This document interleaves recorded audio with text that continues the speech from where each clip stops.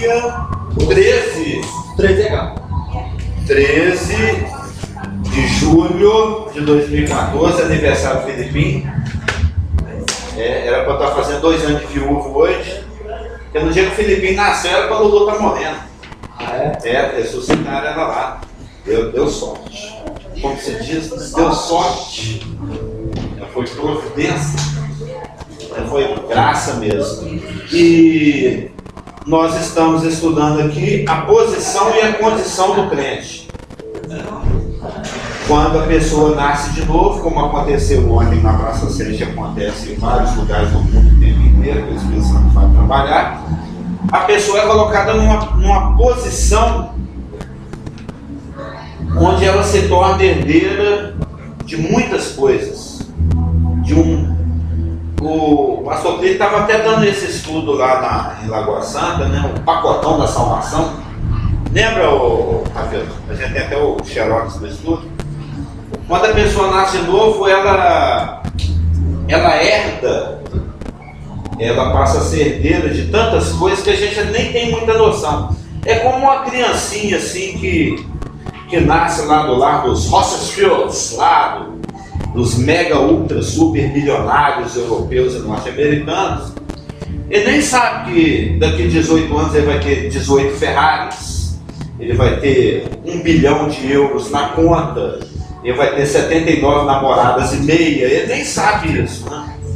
Mas ele já nasceu ali naquele berço de ouro, aquele berço esplêndido. Ele é herdeiro de tanta coisa, de um império, que ele nem ainda tem noção. A gente já nasce herdeiro do SPC, Serasa, né? Aqui no Brasil é diferente.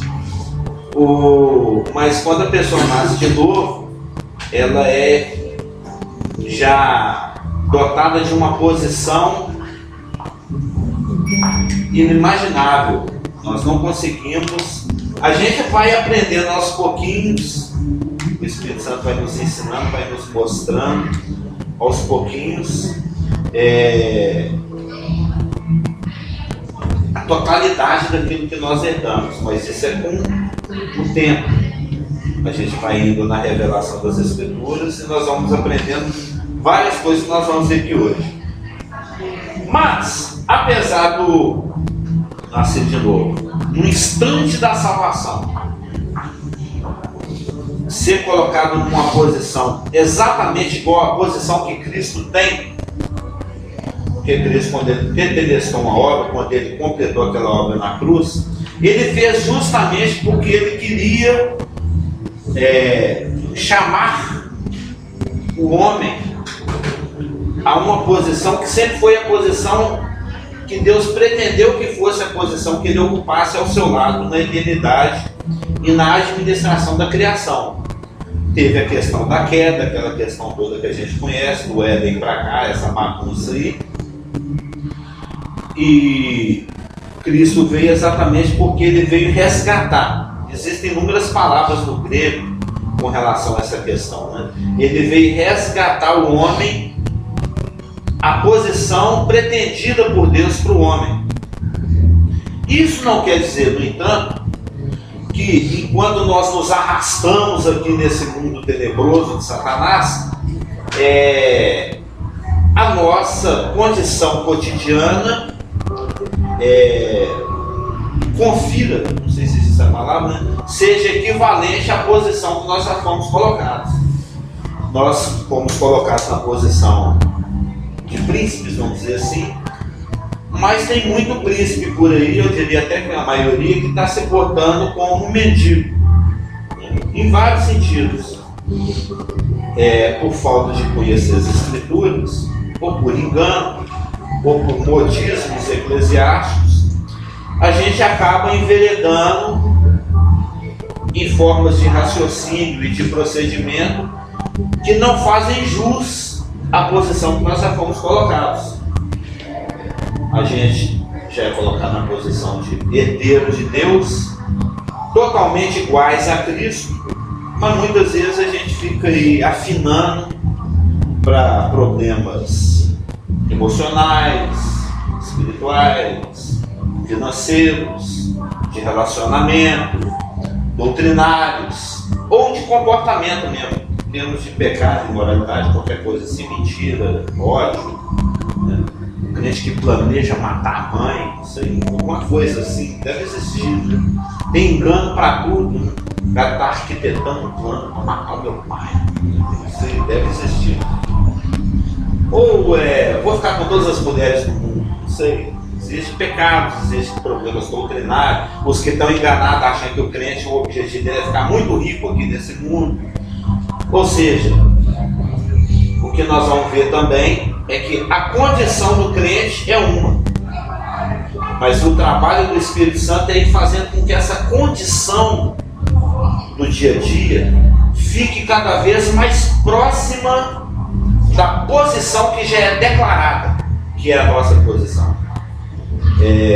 Isso é processual. Nós vamos ver que isso traz alguns problemas de entendimento da salvação, porque tem certos versículos que falam, principalmente nas cartas de Paulo, que falam que nós já somos completos, perfeitos. Tem outros versículos que falam que a gente deve completar a nossa perfeição, que a gente tem que se aperfeiçoar. Tem versículos que falam que a nossa santificação é incontestável e é já declarada e santa. Mas tem outros que falam a respeito de desenvolver a salvação. Então isso fica confuso para algumas por falta de examinar as Escrituras. Porque quando você examina as Escrituras, deixando ela falar mais atentamente, se observa que a salvação ela tem 3 estágios. Ela tem 3. A salvação, no sentido da santificação. Qual é a palavra? A santificação, ela tem 3 estágios.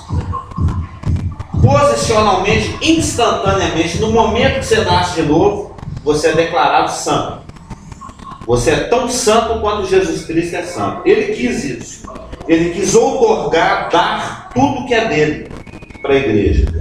Então, o nascido de novo da presente dispensação da igreja, ele é tão santo quanto Jesus Cristo é. Não existe diferença nenhuma. Tudo que ele tem, ele deu. Tudo. Então você é declarado santo. Totalmente imaculado, inculpável, como é que é bom? Não sei. Às vezes eu quero falar umas coisas, não sei se existe a palavra. Inacusável. Ninguém pode te acusar de nada. Sem desculpa. Você é perfeito, completo. Ninguém pode. O Cristo falou que alguém me acusa de pecado. O nascido de novo pode falar isso se quiser.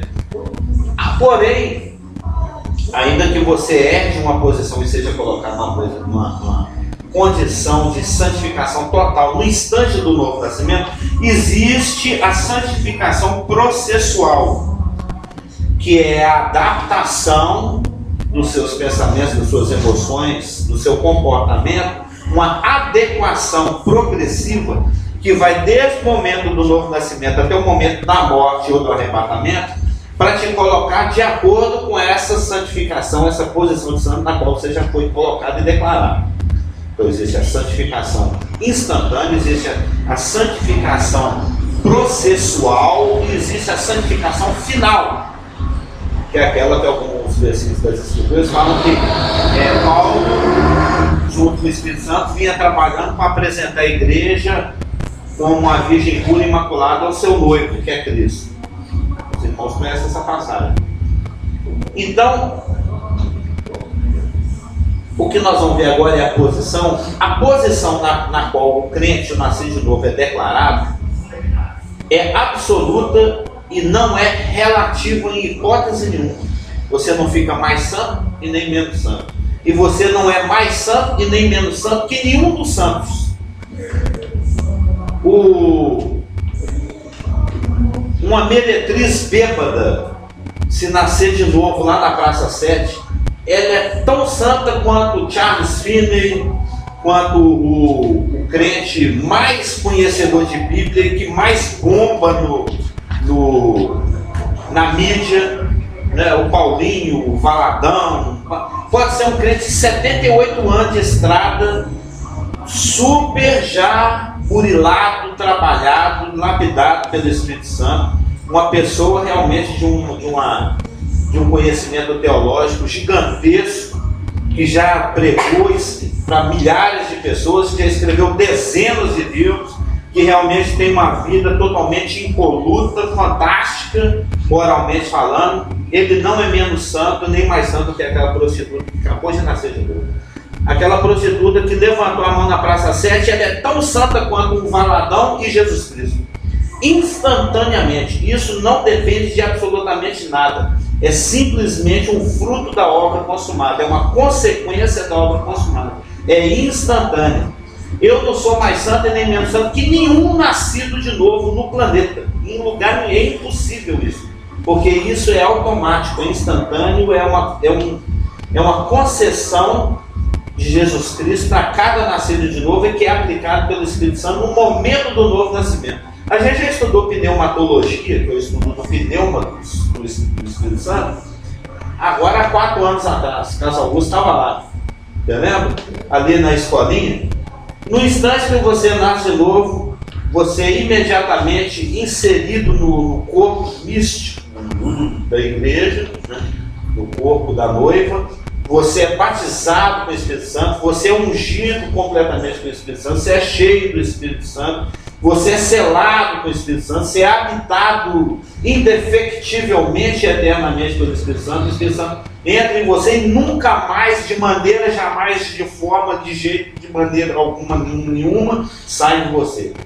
Você está irremediavelmente destinado ao céu. Nem que você queira ir para o inferno, você pode fazer de tudo o resto da sua vida para tentar ir para o inferno, você não vai conseguir mais. Já era. Você agora é de Jesus e acabou. Vai para o céu. Não adianta querer perder a salvação, pastor. Você agora vai para o céu, quer você queira, quer você... Quem mandou você aceitar Jesus? Mas e no momento que eu aceito Jesus, o que me acontece? Vamos a alguns versículos para saber que posição perfeita e completa, resultado da obra de Cristo, é essa que eu erro, junto com a mais fraca das pessoas, junto com o mais ilustre dos santos, o mais fraquinho dos crentes, o mais ilustre dos crentes, juntamente com todos nós, herdamos tudo isso que vai ser lido aqui. Em João 1,12, diz o seguinte: mas a todos já estão lá? João 1,12. Como os versículos já estão todos aqui na apostilinha, eu vou ler, né? Os irmãos quiserem, pode só anotar e ouvir, ou pode lá também ver se eu ouvi uma palavra errada. Mas João 1,12 diz: mas a alguns menos Assírio Rafael, quantos o receberam, deu-lhes o poder de serem feitos filhos de Deus. Não é o que está escrito aí? Todos os que não tiverem o nome começado nem com C e nem com R, que o receber, vai ter o poder de ser feito filho de Deus. Todos é tudo menos nada, todos, qualquer um que, né? Todos quantos o receberam, deu-lhes o poder de serem feitos filhos de Deus, aos que creem no seu nome. Simples assim, como diz assim. Simples assim. Junto com esse versículo que fala de filiação, porque esse receber no grego aqui. Como é que é? Todos os quantos o receberam. A palavra receber, se já investiu. O que tem? Do grego, que é qual que é? Ah, tá. Você tem que olhar o contexto do livro de João. O livro de João, se você já leu o livro de João, ele começa, o João, isso já foi falado em algum estudo aqui, eu não sei se ele está naquela pastor geral. Ele é um escritor que gosta muito da antítese. Antítese, ele gosta de confrontar ideias, conceitos. Luz, trevas. Aquele que ama seu irmão, aquele que odeia seu irmão. Lá. Né? Ele gosta muito de... A didática do João é essa. Tanto aqui no Evangelho como nos livros dele. Ele gosta de confrontar conceitos antônimos. Conceitos que se confrontam. O amor com o ódio, a luz com as trevas. É só observar. Aqui no primeiro capítulo do Evangelho de João, ele está exatamente confrontando a questão do recebimento e da rejeição. da aceitação e da rejeição. Dentro daquele contexto que a gente conhece, de que ele veio, inclusive aqui no próprio primeiro capítulo, João fala que ele veio para os que eram seus, mas os seus não receberam. Ele confronta o concordar com discordar, o receber com aceitar, o piscou com uma outra palavra, está lá no primeiro capítulo. Ou seja, o escandalizar ou aceitar. Porque dentro do que a gente conhece, nós sabemos que quando veio para os que eram seus, mas os seus não receberam. Eu queria falar mais um conceito aqui. A geração de Cristo se escandalizou nele, na sua maioria. Tiveram os que o seguiram. Então, o que está sendo dito aqui, que é necessário também falar uma outra questão, para te responder. Acho que a gente já até estudou isso, você talvez tenha esquecido. Lá no Velho Testamento, não existia esse conceito, até a vinda de Cristo, não existia o conceito de filho de Deus. Ninguém falava assim, eu sou filho de Deus. Ninguém podia falar isso. Ninguém, porque não existia autorização para isso. Deus nunca falou para ninguém assim, você é meu filho. Tinha a questão do amigo, a gente viu aqui, tinha a questão do servo, mas da filiação não existia esse conceito. Você pega, só para você entender, você pega esse notebook aqui, e aí você entra na máquina do tempo e volta lá no século XV, XIV. Gutenberg está fundindo chumbo para fazer os tipos para criar imprensa. Não existe nem livro, não existe nem imprensa ainda. Aí você fala assim, ô Gutenberg, dá um upgrade aqui no meu notebook. Ele, o que é isso? Não existe esse conceito lá naquela época do século XV, notebook, upgrade, esses conceitos que hoje para nós, qualquer criança de 2 anos sabe, né, essas questões da tecnologia.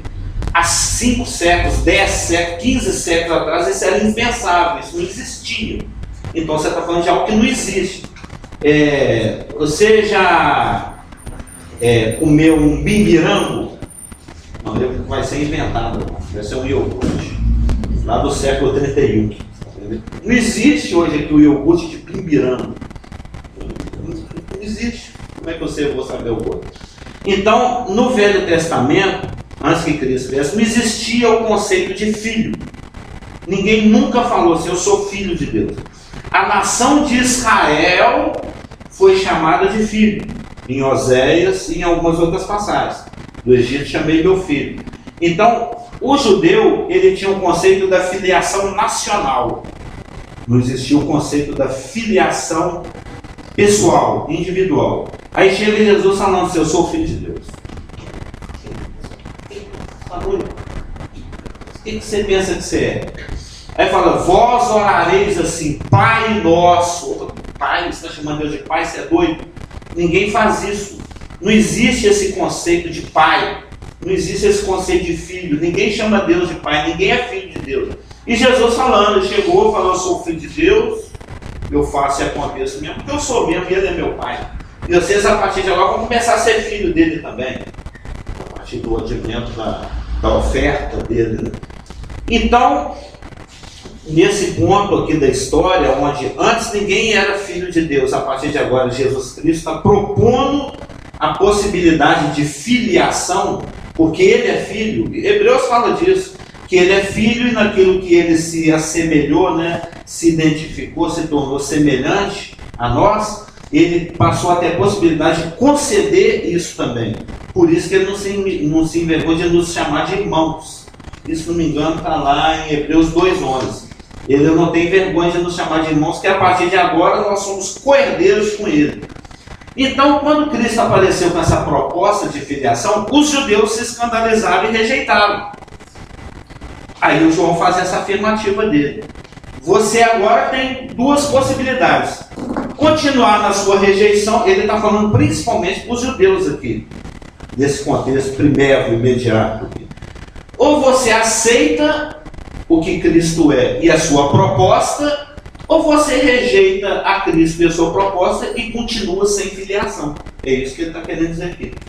Todos quantos o receberam, aceitam o que ele é, o que ele propõe e o que ele concede, você recebe. Se você quer continuar sendo um daqueles seus que não quer receber, você vai continuar sem pai. Você vai continuar um órfão eterno no lago de fogo. Entendeu? É isso que o versículo quer dizer. João 12. Você recebe e se torna filho. Você não concorda, não recebe, rejeita e continua órfão, sem pai. E pior ainda, no escuro. Por isso que é importante os contextos dos livros. Outros versículos que falam de filiação. Em 1 João, o João fala muito de filiação e de amor, né? Em 1 João 5,1 diz: todo aquele que crê que Jesus é o Cristo, todo aquele que crê que o Yeshua Ben Yosef, o Jesus Nazareno, filho do José Carpinteiro, é o Deus Todo-Poderoso enviado do Eterno. Esse é nascido de Deus. Você está entendendo o que ele está falando aqui? Todo aquele que crê que Jesus, aquele Nazareno Carpinteiro, é o grande e esperado Messias, o Cristo, esse é nascido de Deus. É um ato de ousadia, é um ato de fé. É uma coisa que chega a ser absurda. Você crê que uma pessoa, humanamente falando, completamente fracassada, um judeu fracassado, um judeu que morreu de forma, um criminoso, rejeitado pelas autoridades constituídas, e a autoridade sempre tem razão, ela tem fé pública. Aqueles que eram dotados do conhecimento do Tanar, das Escrituras, que foram instruídos por Deus, eles foram os avaliadores de Jesus Cristo, e eles chegaram à conclusão: não, esse aí não é um Messias, esse aí é um criminoso que merece ser morto. Então eles é que têm a palavra final, os judeus. Então as autoridades judaicas tinham autoridade de Deus para classificar Cristo ou não como Messias ou não, e eles classificaram ele como um embusteiro, como um falsificador, como um falso Cristo, e deram o veredito deles a ponto de levá-lo à morte.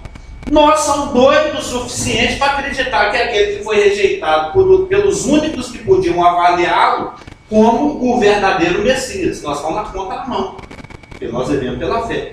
Você manifestou. Você pensou tanto que nós somos doidos?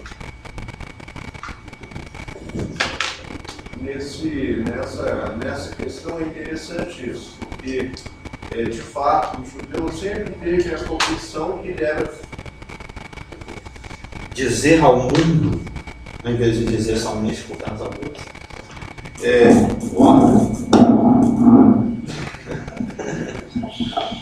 Bom, é interessante nessa linha de raciocínio, que é a lógica, que é real, é a Bíblia, incontestável. É interessante isso, porque de fato o judeu ele se considera literalmente filho de Abraão, descendente de Abraão na carne. Mas não de Deus.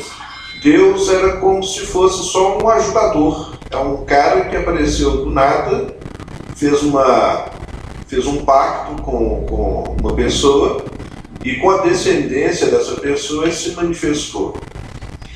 E de fato, segundo a carne, eles eram filhos de Abraão, mas pela fé, aí no caso, a questão era a fé em Jesus como filho de Deus, sendo que ele tinha um pai carnal, adotivo, que era o José. Então vinha aquela contradição: mas você é filho de José, então você não é filho de Deus, você é filho de Abraão. Se você falar que é filho de Abraão, nós concordamos, todos nós somos. Mas se você falar que é filho de Deus, você está indo contra toda a essência da nossa nação. Sim, porque Deus é só um cara que está ajudando. Inclusive, quando você vai no livro de João, eles o acusam disso, porque a ti mesmo te fazes filho de Deus. Eu deve ter lido essa passagem, está em João 8. Pois é, isso aí foi uma das coisas que causou escândalo ao judeu. Ele ia afirmar essa filiação. Só para completar, que eu estava pensando no que se refere a esses versículos que você está falando, e talvez você fale dele, porque Jesus fala para Nicodemos: aquele que não nascer da água e do Espírito não pode ver o reino de Deus. De fato, a água tem essa propriedade de limpar, lavar. O cara era leproso, mergulhava 7 vezes na água. Jesus Cristo vai lá, lava no Siloé lá, passa no olho, você vai enxergar. De fato, a água, acredito que seja com relação aos pecados cotidianos. E do Espírito, de fato, receber o Espírito Santo pela fé e confessar seus pecados e ser uma nova, de fato, se tornar uma nova criatura que não impede de pecar, como no caso da mulher que foi pega em adultério. Não, quem te acusou? Ninguém. Vai em paz, mas não peques mais. Sim, é a questão da posição e condição. Mas dentro daquela posição que nós somos colocados instantaneamente no nascimento, a primeira que está sendo destacada aqui é a questão da filiação. Algo que nunca tinha sido concebido por ninguém antes. E já dentro da proposta do Novo Testamento, do Evangelho, das boas notícias, né, da oferta, João 1,12 fala que todos quantos o recebem passam a ter o poder de ser feito filho de Deus. Em 1 João 5,1 diz que todo aquele que crê que Jesus é o Cristo é nascido de Deus. Nascido de Deus. Em 1 João 3,2, na mesma carta, diz: amados, agora somos filhos de Deus. Agora somos filhos de Deus. E ainda não é manifestado o que havemos de ser. Está falando agora. Mas sabemos que quando ele se manifestar, seremos semelhantes a ele.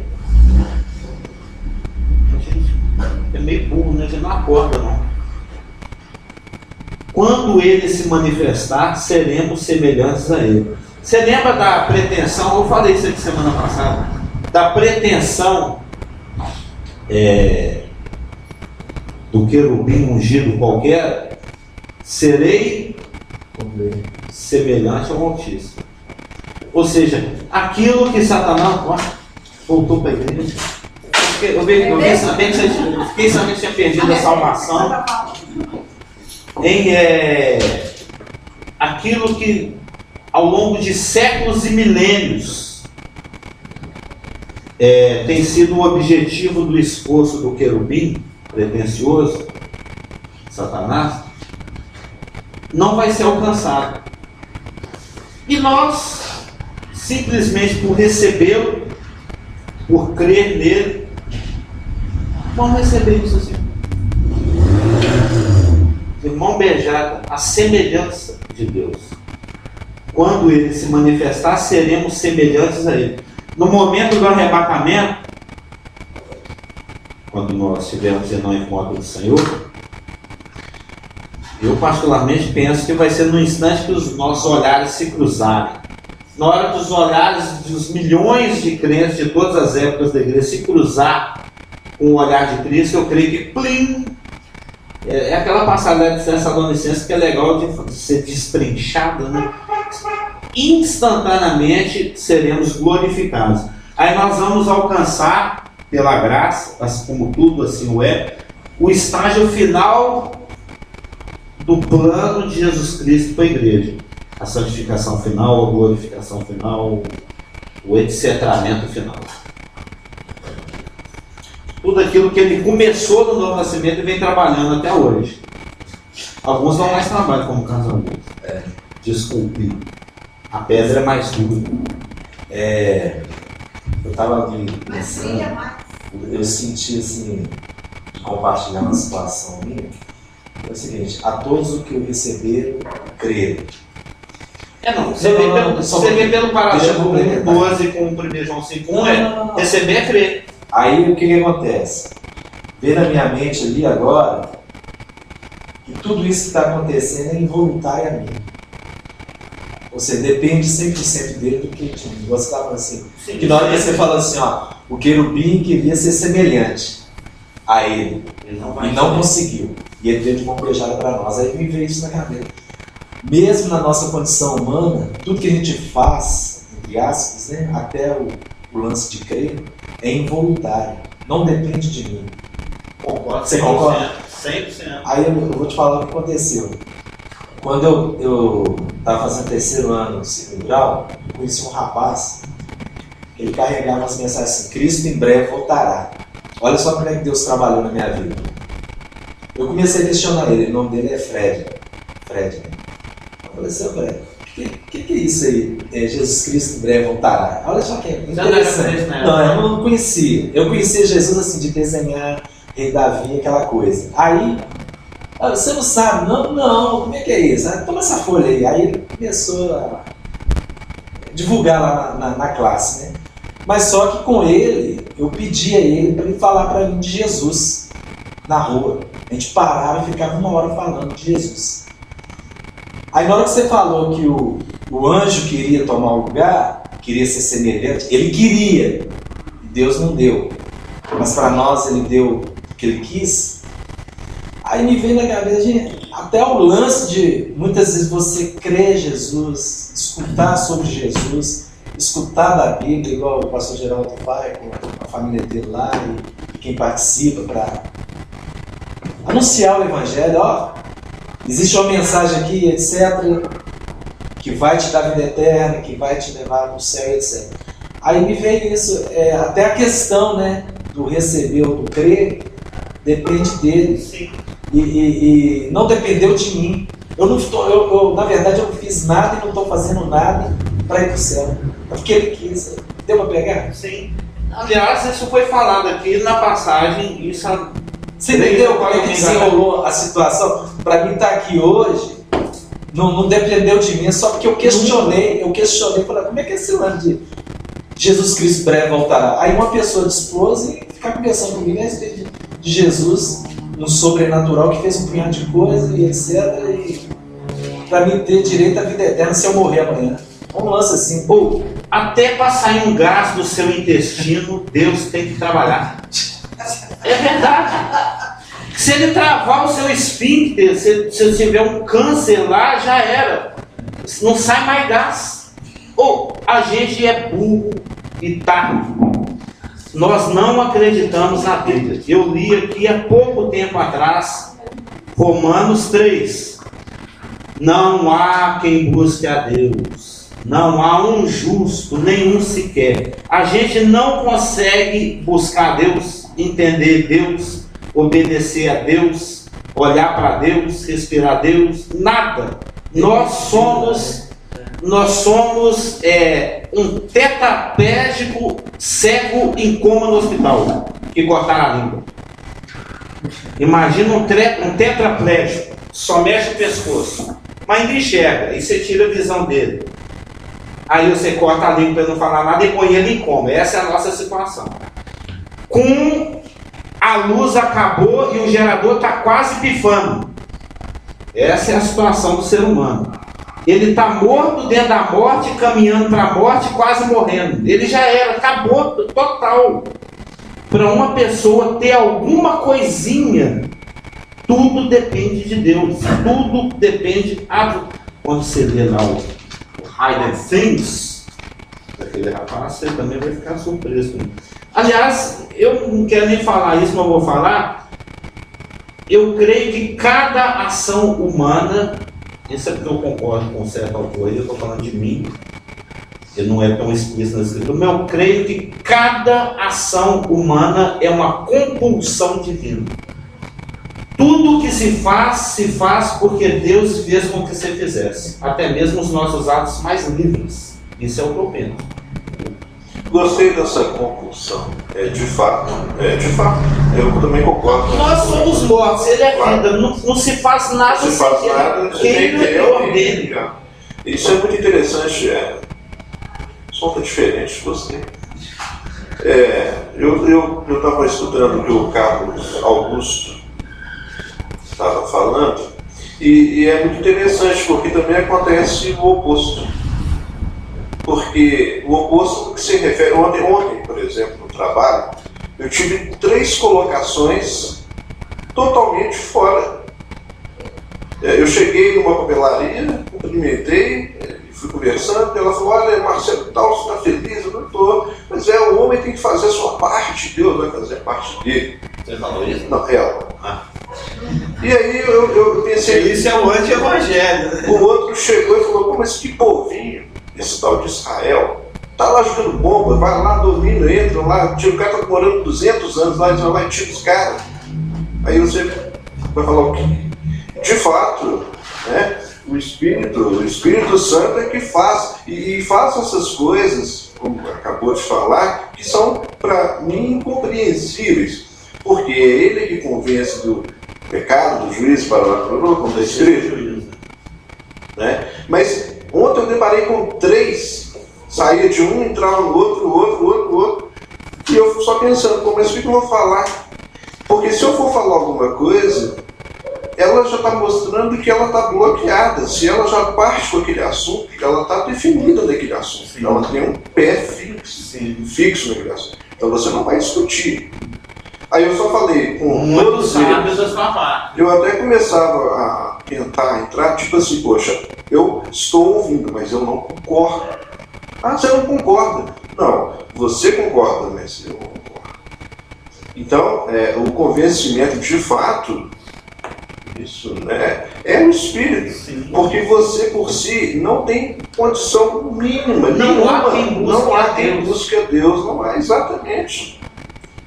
Há de ter, porque aí começa a colocar naquela. Eu penso que o inimigo fica julgando aquela coisa assim, tipo: tá vendo? Você não está conseguindo. Tá vendo? Você não está evangelizando. Eu estou evangelizando, estou conversando. Não é problema meu. Mas o que eu posso fazer? Então, se Deus tem os seus meios para fazer com que essa pessoa, se essa pessoa lança uma semente dessa, é porque de fato Deus já deve estar trabalhando. Eu até acredito nisso. O fato de ter saído da boca já mostra que o Espírito de alguma forma está trabalhando, está burilando para que daqui a 100 anos, ou 10 ou 20 anos, eu aceito Jesus Cristo como meu Salvador, com uma outra linha, uma outra visão que é a correta da palavra escrita. Sim, a nossa função é semear. Você pega: Deus amou o mundo de tal maneira que Deus ouviu, vai jogando. Você não tem obrigação de convencer ninguém de nada. Isso te dá muito descanso, muita tranquilidade. Não foi? O pastor Geraldo viu lá no último evangelho. Joguei 5 versículos lá, agora você se vira aí, ó. Espírito Santo, eu peguei, porque quando eu fico muito entusiasmado, igual alguns dias, tem um dia que o pastor Geraldo me pede: você quer pregar hoje? Eu falo: não, porque é um dia que eu estou muito entusiasmado. Se eu estou muito entusiasmado, o Carlos Hamilton fala demais. Como dizia o Ivan, né, eu sou meio prolixo. Eu acho que eu sou meio. Aí eu começo a pregar, eu já sei, só vou falar versículo, chega lá, eu começo a querer explicar teologia para cego. Eu começo a querer dar aula de escola dominical na Praça 7. Ninguém lá nem tem o Espírito Santo ainda, não vai entender. O que você tem que fazer é falar versículos. Prega, jogar para. Porque o argumento do casamento, do casal gosto dela, ele não vai adiantar nada naquela pessoa. Mas a palavra de Deus é uma bomba que vai explodir e arrebentar pensamentos e convicções, né, daquela pessoa. Então eu sempre me proponho, se hoje eu tiver com disciplina para calar um pouco, deixar a inscrição falar, eu aceito o convite do pastor Geraldo de pregar. Aí aquele dia eu estava vendo os Carlos Hamilton, ele falou: você quer pregar? Então, hoje eu prego. Aí só falei versículo, porque versículo é que vai convencer a pessoa. Argumentos do Marcelo não vão convencer a pessoa. Pois é. Não foi o casamento. Não foi. Se fosse o casamento, ia demorar. Então, Carlos. Não que eu seja de atrasar ou dilatar os tempos. Não que eu seja disso. Você do Carlos está gravando. Ô, Carlos, não é porque. Tem 2 pontos importantes que eu estava pensando ali, quando você estava falando sobre a questão da condição humana, porque esse estado de coma totalmente depende de Deus para tudo, isso é a condição do homem antes dele nascer de novo e depois de nascer de novo. Só que antes de nascer de novo, ele não tem nenhum recurso, né? E a pessoa que nasceu de novo tem todos os recursos. Todos. Então, assim, só para deixar claro para os irmãos, porque às vezes, até quem está ouvindo e não tem, né, a suculência que a gente tem do conhecimento da palavra, não pensar que esse estado de coma significa que ele tem uma vida parasita. Eles acham que essa palavra até pega bem de depender totalmente de Deus, mas que Jesus Cristo fez uma obra na cruz que o deixou totalmente reabilitado para abrir os olhos, para poder caminhar, para poder usar as mãos para as boas obras preparadas de antemão, porque como não é o nosso papel convencer ninguém na Praça 7, mas é o nosso papel assim, estar disponível para ser usado e ele vai nos capacitar. Com certeza. Então, só para dividir, eu estava pensando sobre isso. Como ouvirão se não há quem pregue? Se não há quem pregue, né? E isso em outras coisas também, né? Do corpo local, dentro da utilização que Deus tem para a nossa vida. Nós somos os instrumentos dele nessa terra. É verdade. Porque nós somos filhos. 1 João 12, você não adotou. 1 João 12, todos quantos receberam Deus o poder de serem filhos de Deus. 1 João 5:1, todo aquele que crê que Jesus é o Cristo, eu receber e crer é a mesma coisa. Numa carta ele falou receber, na outra ele falou crer. Você viu aí? 1 João 5:1 comparado com João 1:12. Em 1 João 3:2 também fala que agora nós já somos filhos de Deus, mas agora ainda não é manifesto o que haveremos de ser. Mas quando a gente se encontrar com Ele, aí vai ser manifestado o que haveremos de ser. E o que haveremos de ser? Semelhantes a Ele. Você vai vir aqui falar no microfone, parece que está numa catedral, não? Esse lance que você está falando aí do crer e receber, é a mesma coisa. Eu ampliaria da seguinte forma. Não é só o lance de você, eu aceito. É o que a gente faz aqui. E durante a semana a gente caminha. O crer e receber, eu oro ao Pai. O crer e receber, eu obedeço a palavra. O crer e receber, eu vivo com os irmãos. O crer e receber, se me é dado um espaço para falar do Evangelho, como o Marcelo falou, eu anuncio a palavra. Sem ser o eu, né?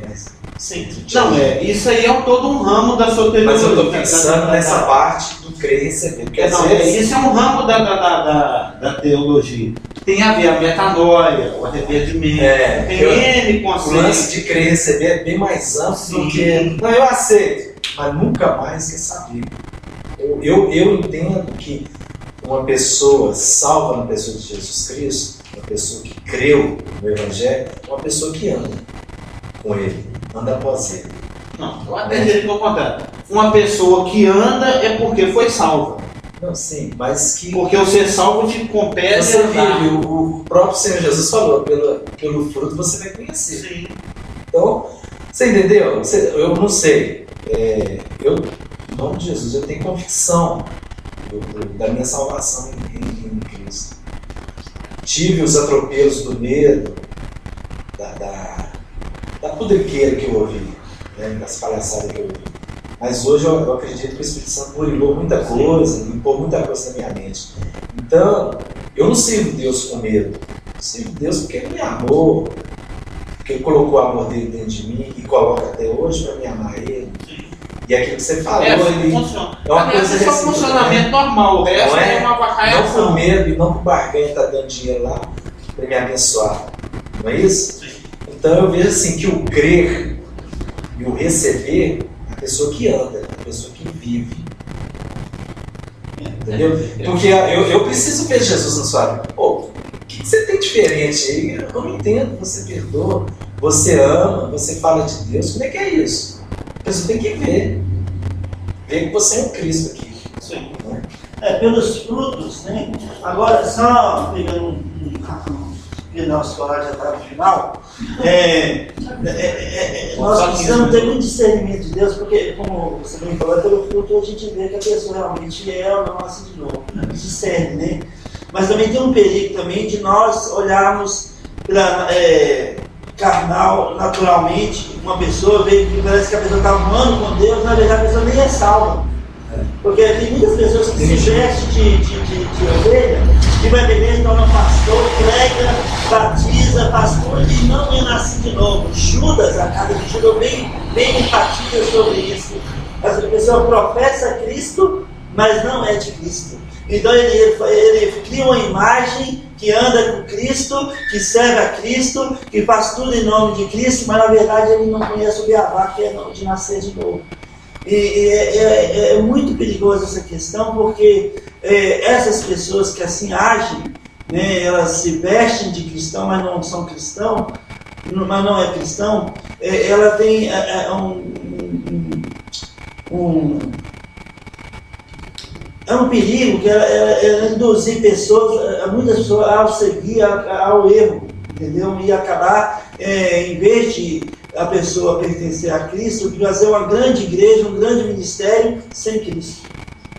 Então o erro está... Não, a função de Satanás para essa pessoa é essa mesmo. Entendeu? Então a gente muitas vezes precisa olhar, principalmente as pessoas que tem alguns homens no nosso Brasil que pregaram muito a palavra de Deus, hoje não prega. Nós não podemos avaliar essas pessoas, né, como se elas são ou não nascidas de novo. Mas tem outras pessoas que pregam aí que eu creio particularmente que não é nascido de novo, né? Entendeu? Que não é, pelos frutos da pessoa. Então a gente precisa ter muito cuidado. Porque nem é muito da nossa conta também, né? Eu vejo assim, né? Não cabe a mim julgar nem você. Claro, mas de caminhar, igual Jesus falou, você não é o seu papel, esse papel é do anjo, separar o joio e o trigo. Mas o que ele falou na questão de crer e receber, eu acho importante falar. A gente tem que, como diz o Valdemar Leal-Lucas, nós temos que cuidar do nosso arraial. Pois é, e não, mas o receber é muito importante. O outro lá... Nós falamos para a pessoa no sapeiro, não, olha, receba Jesus como Salvador. E às vezes a pessoa nem vai para a igreja depois. E talvez ela morre ali na frente, ela vai direto para o céu, porque ela nasceu de novo. Isso é uma questão de coração, isso é uma questão interior. E às vezes na praça, por exemplo, a gente prega, muitas pessoas nascem de novo e tudo, e nunca mais a gente vê as pessoas. Às vezes passa 5, 6 dias, a gente conta a pessoa, estou na igreja batista lá perto de casa. Você, por exemplo, você foi alcançado pela Elaine. Eu sou testemunha disso. Isso. Olha a pessoa que você é. Pois é verdade. Então, quem é que pode contradizer sua salvação? Então, o que a gente fala? Pode ser um falso mestre merecedor do Oscar que está nos enganando há tantos anos. Não, mas eu falo assim. Esse é um ator. Você querer ser polêmico, eu acho que uma pessoa que é salva. Porque a pessoa que não é salva, ela não aguenta ficar com aqueles que são do Senhor. Ela se sente mal. Mas como apóstolo Paulo... Vai chegar o momento que ela pula fora. Mas como o apóstolo Paulo falou e para se sonhar... Vai demorar 30 anos, já tem 29. A Atos falou que tem muitos lobos vestidos de cordeiros e vivem no ministério anos e anos.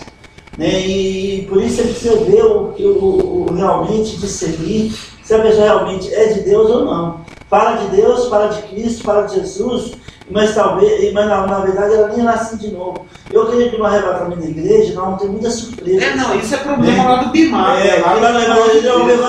Mas você aqui, você nem ia na igreja, nem nada, você é salvo. E outros falam, mas cadê o onde estava aqui? Cadê o pastor Geraldo? Não sei. Oi, mano, cadê o pastor Geraldo? Você menino? Como o Casares falou aqui, né, ele falou que tinha convicção dele e eu também tenho convicção minha, então me desculpe, porque você era então, ele ficou para a segunda chamada lá. Só me de cuidado, por exemplo, muitas pessoas que a gente vê, inclusive na televisão, ter cuidado para. Essa semana eu fiquei revoltado com uma pessoa. Isso eu vou depois, talvez na pregação, citar esse exemplo. Mas aí o pastor colocou essa questão aí. Aí eu vou colocar agora a minha opinião. Eu penso o seguinte, ó.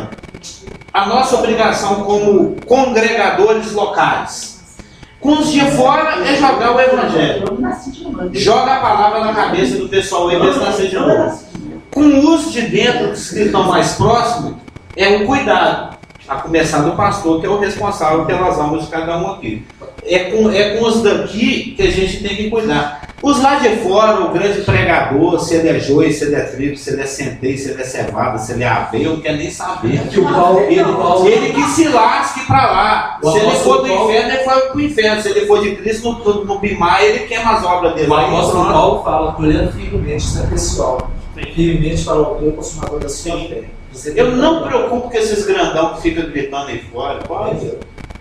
Pode fazer o que você quiser. Eu estou preocupado é com a Cida, e a Cida não está vendo igual sua mãe, cadê sua mãe? Não, mas a gente tem que cuidar dos nossos. Com o nosso rebanho, mas pelo fato de nós sermos chamados para fora e estarmos envolvidos na rua com um encontro de pessoas de diversos ministérios, muitas vezes pessoas chegam e refutam, a gente precisa também preocupar com essas coisas. Por exemplo, tem um homem, sei lá, fora do Caramite aí, que eu tenho convicção que são homens de Deus mesmo, que pregam a palavra de Deus e são servos da palavra de Deus.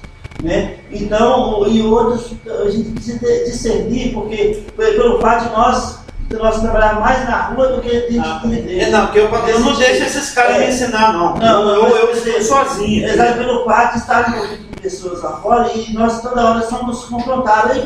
Se for confrontado, faz igual o Marcelo, fala assim, pensa você, eu não penso assim. Não, mas sabe você que é a sua opinião. Para testar o grande discernimento da resposta, porque nós não queremos criar barreira, nós queremos realmente. A gente tem uma mensagem, a gente tem a responsabilidade. Exatamente. Então, muitas vezes a gente vê a pessoa com um ensinamento de engano, e se Deus nos dá a oportunidade, a gente sabe do que se trata, Deus vai nos usar. Né? O Espírito Santo tomando cuidado para não querer ser advogado nem de Deus nem da igreja. Aquilo que você faz muito preparo, vem espontaneidade.